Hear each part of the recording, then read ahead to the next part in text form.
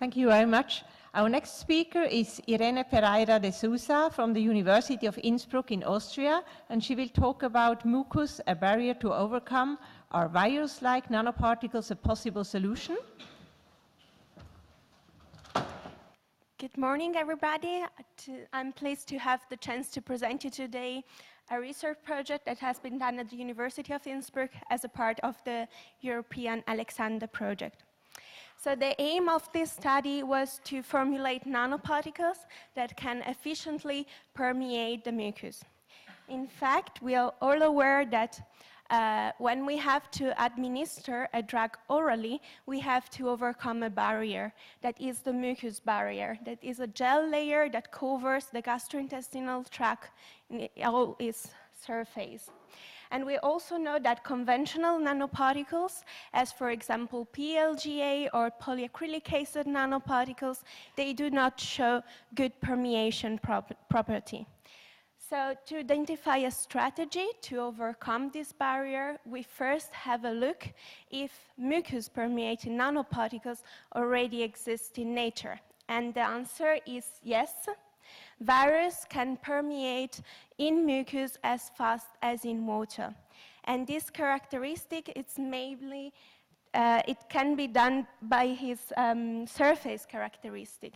In fact, they possess a highly densely charged surface. So what we wanted to do to make particles permeable, we wanted to mimic the nature of viruses via creating a highly densely charged surface.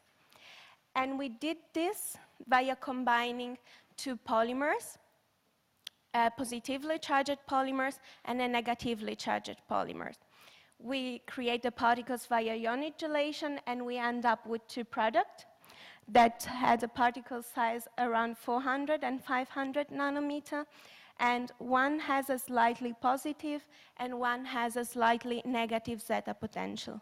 And we compare these two particles with the conventional nanoparticles PDLG 5002.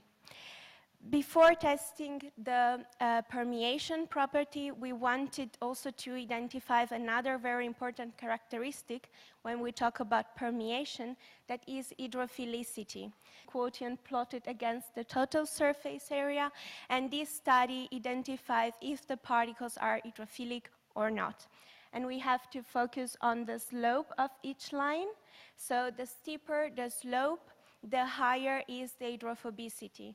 So the product number 1 is more hydrophobic, then comes number 2, and then our reference.